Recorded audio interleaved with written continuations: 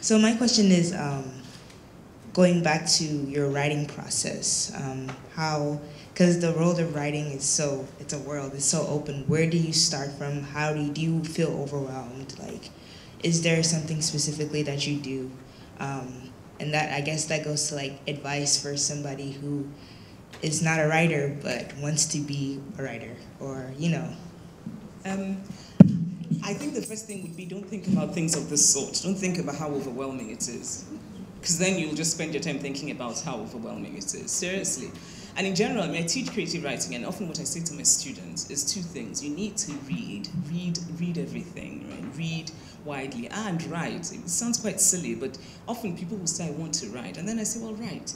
By which I mean, writing is, in some ways it's like yoga, which I still struggle with, by the way, but it's practice. It's practice. That's really what it is. And you need to have the love of it, you need to love it, and talent helps, but really, it's practice. You just need to write and rewrite, right? And read very widely. I find that reading really nurtures my writing, and that when my writing isn't going well, which increasingly happens more than I want it to, but I just read, and it makes me happy, and it nurtures, hopefully, the writing. So the idea is, if I climb into bed with Derek Walcott, his book, That Is Not the Man,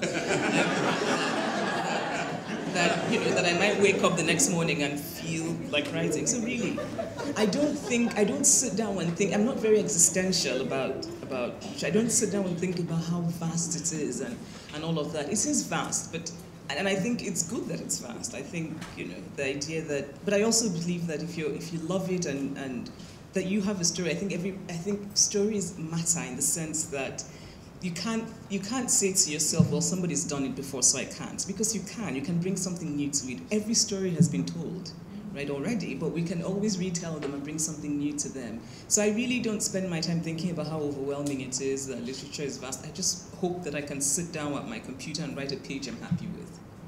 Sorry, I'm still here.